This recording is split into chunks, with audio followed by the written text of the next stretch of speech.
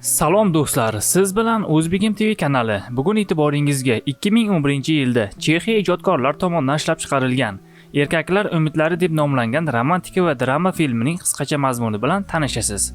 Filmning to'liq qismini kommentariyadagi Telegram kanalida tomosha qiling. Tanishing, Andrey va uning behayo qaynotasi. Ularning go'zal rafiqalari bo'la turib, ular ko'chadan o'tib ketayotgan qizlarga ko'z olaytirishadi. Andreyni o'g'lining tug'ilgan kuni bo'ladi va ular qaynotasi va qaynonasi bilan birga nishonlashishadi.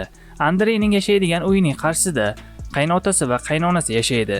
Shunda uning o'g'li oyna orqali buvisi va bobosining jinsiy aloqa qilayotganini ko'rib qoladi va otasiga aytadi. Ertasi kuni ko'chada qaynota va kuyov birga ketishayotganda qizlar haqida gaplashishadi. Andrey bilyard o'ynagan boradi. Kutilmaganda qaynotasi ham keladi.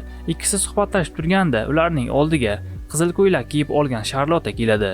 Charlotte qaynotasini tanishi bo'ladi va Andreyni u bilan tanishtiradi.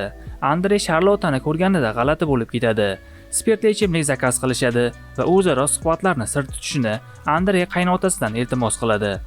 Charlotte esa bilyard tayoqchasini olib, ularning qarshisida o'ynay boshlaydi. To'rsigini ichib sochiga bo'ylaydi. Qizni qaddi-qomatini ko'rib ixtirosga berilishadi. Uyurdan chiqib birga ketishayotganida Charlotte muzlab ketayotganini aytadi. Andrey esa kiyimini ichib qizga kiygazib qo'yadi.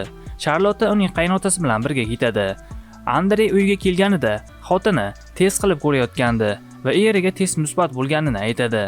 Andrey esa muammo kimdaligini so'raydi, lekin muammo erdaligini xotiniga doktor aytgandi. Ertasi kuni er-xotin birgalikda doktorga borishadi va Andrey test topshiradi. Uyga kelgandan so'ng u o'zidan xavotir ola boshlaydi va bir zum Charlotte bilan xayolida jinsiy aloqa qiladi. Ertasi kuni ishxonasiga kelganida Charlotte uni kutib o'tirgan edi. Andrey unga ovqat tayyorlab beradi va xotini aytgan gaplar bir zum uning yodiga tushadi va Charlotte bilan ishqiy munosabatga kirishadi va qizning uyiga borib uchrashishni qilishadi. Yarim yalang'och yotishganda ularning oldiga Charlottening dugonasi kirib qoladi. Andrey esa qizdan uyalib, uning uyidan qochib chiqadi va uyiga boradi. Andrey poklanib olishi uchun dushga kiradi. Xotini esa uning kiyimidan kelayotgan atirni hidlab, eri haqida gumonga bora boshlaydi. Erining oldiga borib, cho'ntagida Charlottening to'skasi chiqqanini ko'rsatadi. Shundan so'ng er-xotin o'rtasida muammo chiqa boshlaydi. Andrey esa bo'lgan ishini qaynotasiga aytib beradi. Qaynotasi esa unga bunday muammolarni qanday chetlab o'tish kerakligini aytadi va hayoti davomida nechta qiz bilan yurganini aytib, qizlarni yalang'och suratlarini ko'rsatadi. Alisa va onasi o'zaro erlar haqida gaplashishadi va Mariya qiziga otasi nechta qiz bilan yurganini aytib beradi. Charlotte raqs to'garagida mashq qilayotganida uning oldiga Andreyning qaynotasi Rudolf keladi va Charlotte unutib qoldirgan turtkani beradi. Andreyning qaynonasi Mariya gullarni parvarishlayotganda unga Rudolf sumka sovg'a qiladi. Mariya esa xursandchilikda ketayotganida uni mashina urib yuboradi va Rudolf xotinidan ayriladi. Shundan so'ng u yolg'iz qoladi va eski tanishlari bilan uchrashadi. Andrey yana Charlotte'ni uyiga boradi va u bilan hal qilishlarni qiladi. Rudolf esa qizidan Andrey bilan munosabatlari haqida gaplashib ko'radi va otasi qizidan Andreyni kechirishini so'raydi. Tunda Andrey uxlab yotganida Alisa yarashib olishi uchun Andreyni bananchasini shimira boshlaydi.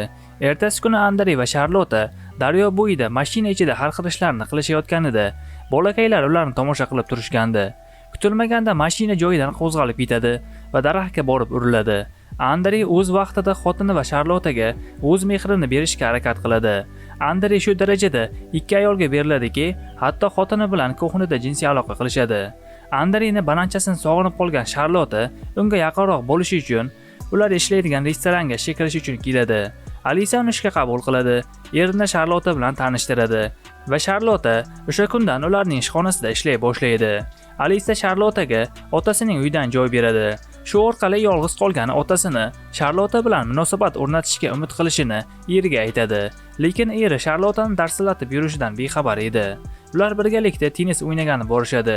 Ertalab Andrey qaynotasini ishga ketishini kutadi va u ketgandan so'ng uning xonasiga kiradi va Charlotte'dan nega bu uyga kelib joylashganini so'raydi. Charlotte ochiq-oydin senga yaqin bo'lish uchun deb aytadi va ular chidab turish olmagandan yana o'sha ishni qila boshlashadi.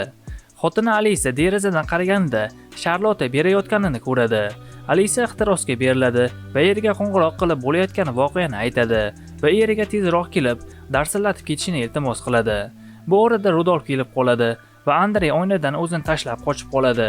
Keyin u uyga kiradi va xotinini darslatayotganini Charlotte ko'rib qoladi va uni rashk qiladi. Andrey va Charlotte restoran oshxonasida ishlashayotganda ularni Alisa poylaydi. Shu payt Alisaning do'mbachasidan Chief Power ushlaydi va Alisa ham u bilan yashirincha aloqada bo'lib kelgandi. Charlotte boshqa restoranda uchrashib, gaplashib olishlari uchun Andreyga maxfiy xat yozib qoldiradi. Alisa esa payqab qoladi va ularning ketidan boradi. Andrey esa restoranga kelganida uni Charlotte kutib o'tirgandi. Shu payt ikkisi ozgina janjal qilishadi. Alisa esa restoranga keladi. Uni ko'rgan eri shu zahoti yashirinadi. Charlotte Alisaga birga o'tirishni taklif qiladi va hozir yigit kelishini va homilador bo'lganligini aytadi. Andrey esa xotini bilib qolmasligi uchun ofitsiantlar yordamida kuchukchadek uyurdan qochadi. Baxtiga uning qaynotasi kelib, uni qutqarib qoladi. Alisa esa bolani otasi kimligini so'raydi. Hammasidan xabardor bo'lgan Rudolf qizini baxti uchun bolani otasi o'zi ekanligini aytadi va qizini ishontirishadi. Rudolf qizini oldida Charlottedan turmushga chiqishini so'raydi. Alisa uyga qaytib borganda, Andrey unga romantik kechani tayyorlab qo'ygandi. Charlotte bilan munosabatlariga chek qo'yishadi. Alisa esa eriga homilador bo'lganligini aytadi. Bir vaqtning o'zida ikki ayol Andreydan homilador bo'ladi. Charlotte esa Rudolf bilan birga hayot kechiradi. Film mana shunday yakun topadi. Albatta filmning to'liq qismini kommentariyadagi Telegram kanaliga o'tib tomosha qilishingizni tavsiya beraman.